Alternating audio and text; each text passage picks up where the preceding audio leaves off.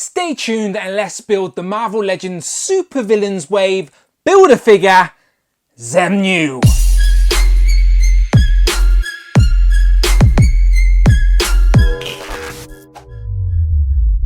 Pow, and welcome back to the channel, Dan Who Reviews. As always, my name is Dan W. Make sure you are following me on Instagram at It's Dan Who. And remember, you can now hit that join button and become a channel member as well. Quite simply show some love or join the members club. Much appreciated. Today we have came to the end of yet another wave of Marvel Legends, and this time around it was the much anticipated supervillains wave, aka Bring on the Bad Guys, aka the Xemnu Build-A-Figure. So if you, like me, want all of the pieces to build Xemnu, then you will need to buy 6 of the 7 figures in this wave, which include Dormammu, the Hood, Lady Deathstrike, Arcade, Red Skull, and AIM Scientist Supreme. If you buy those 6 figures, then you will have all of the pieces you see on the table, and you, like me, can build Xemnu, who is a bit of a deep cut within Marvel Comics himself.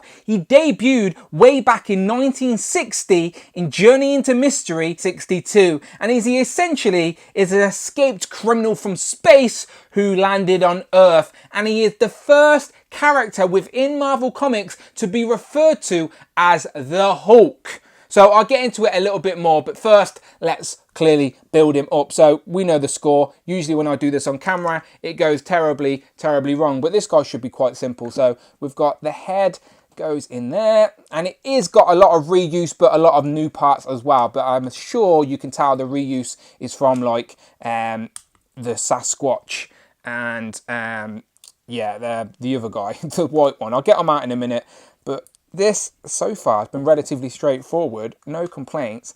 Legs and arms go in, and there we go. He's built! Pow! So there he is, all built up, the living titan Xemnu. And you know what, the more I've learnt about this character, the more I like him. I definitely don't think he's been given his due justice within Marvel Comics. He has a lot more potential than he's been given credit for. As I said, he's an escaped convict from space who was sort of hell-bent on sort of hypnotising human race to help him build a spaceship to get back to his home planet. But once he realised and discovered that his home planet was destroyed, he then sort of changed his role to sort of creating more of his own race. At one point, he even captured She-Hulk and tried to turn her into his own kind. So there's like panels in the comics where She-Hulk's like really hairy. So if you're into hairy women, then you will be pals with Xemnu. But as you can tell, he is sort of part mechanical by the mechanical parts on his sort of hand there, on his palm, as well as this helmet and also this metallic belt. But if you do strip down his fur, he has got this sort of mechanical body. And the more he is charged up, the more powerful he is. And as I said, he can sort of hypnotize the human race, but he is also just really intelligent and really strong.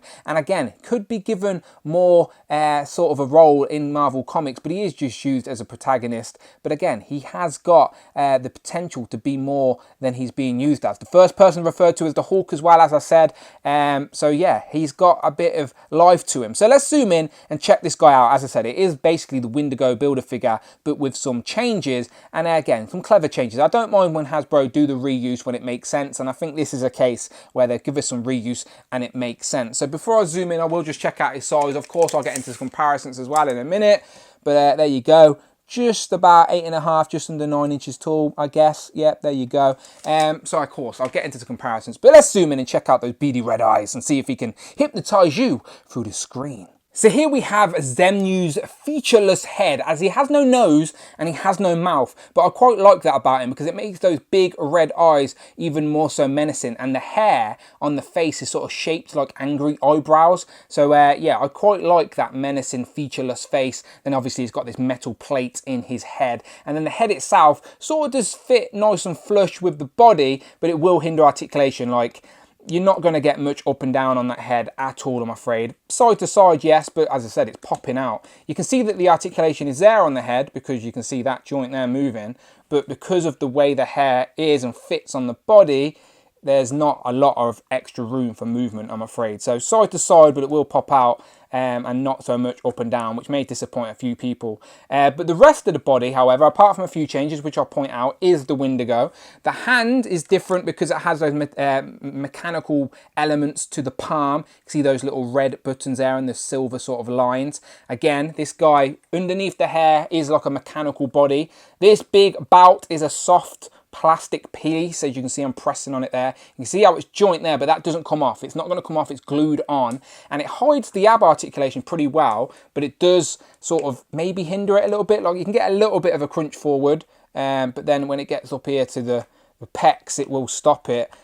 So yeah, not a lot of articulation back and forth. Some, but not a lot. Arms are pretty good though. Arms still go all the way up to 90. There is a single joint on the elbow, which is decent enough. The hands have a decent hinge as well, and there is a swivel up there on the top. And as I said, that hand is the open palm with the mechanical bit. This hand is just a fisted hand to punch someone, which is fine because he is a big, strong, hulking brute as well, of course.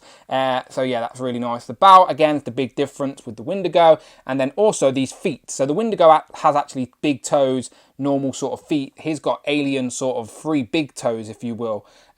So there's your difference there on the legs, is the feet. And also, obviously this guy's all white, but he has got a bit of a blue sort of wash to him. I don't know if it's a wash or a dry brush, but there's definitely a sort of a lighter blue tint to his guy. A little bit more greyish blue, if you will. It's definitely on the head as well, and all on the front, sort of just subtle, but it's definitely there. When the light hits it nice, it's sort of see that blue sort of on it. You spin it around to the back, however, no blue paint detail at all. It is just bright white, as Robo would say. But again, spin it around and then you do get the elements of blue. So again, that doesn't bother me too much. I know that that's a way of cost cutting with the less deco. And for me, I'm going to be posing him up facing this way anyway. So that doesn't bother me, but I know it bothers a few people, but I'm not one of them.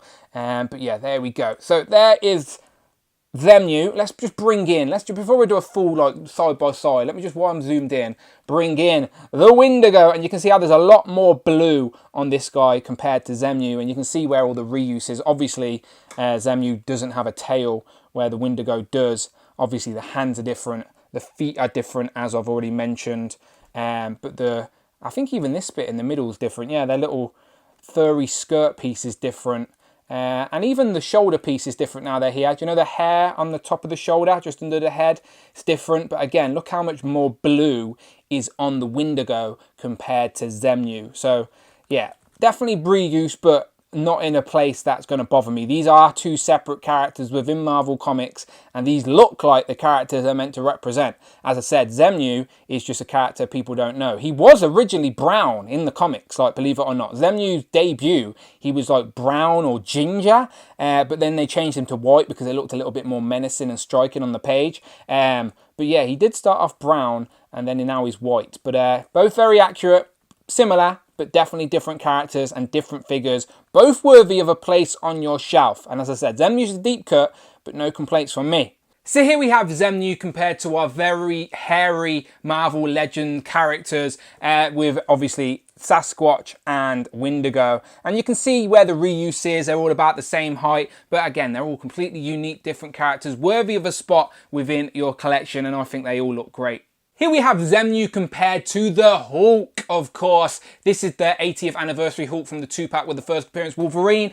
Probably my favourite Marvel Legend Hulk figure we have. These two scale beautifully together. They've had many a fight within Marvel Comics, of course. And as I said, Xemnu was technically the first Hulk in Marvel Comics, so that makes this guy very angry. And the new compound Hulk that is coming out, Xemnu has also battled him. So if you're getting that new half red, half green compound Hulk, then Xemnu is the perfect foe for that character on the shelf. So I just thought you might want to know that. As I mentioned earlier, Xemnu has went up against She-Hulk in the comics. So here we have the recent green Marvel Legends She-Hulk compared to Xemnu, and they scale really, really nice together.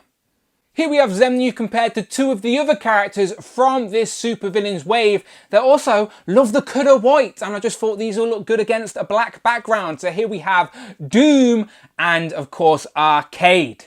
And of course, let's bring in all the other figures from this Supervillains Marvel Legends wave. And yeah, what a wave this has been. All comic book characters, which I know makes a lot of people happy. Definitely some gaps filled within our villains, classic looking villains anyway, for our displays, and some new ones to sprinkle in as well. So yeah, overall, I think this is a solid wave of Marvel Legends, a must for any comic collector.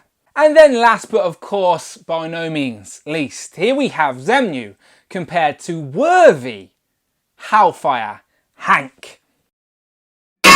So, final thoughts on this Xemnu Build-A-Figure. Definitely a welcomed addition to my Marvel Legends display and collection. Just like everybody else, when it was announced, I was scratching my head. I sort of had to remind myself who Xemnu was, go and read some comics. But then once again, just like Marvel Legends do, they sort of reignite that flame inside of me for these characters that I didn't think I cared too much about. But Xemnu's definitely a unique, deep cut from the comics who is worthy of a place on my collection, and definitely a character that has so much more potential in the comics than they give him credit for. So yeah, a character that I am welcoming to the collection, and I do invite you to go and learn a little bit more about Xemnu. You may be pleasantly surprised. But yeah, overall, this has been a solid wave. And if you do like my ramblings of Marvel Legends, then my channel members, I am going to be doing a full recap and ratings video on this Supervillains wave, exclusive for my channel members. So all you have to do is hit that join button on any tier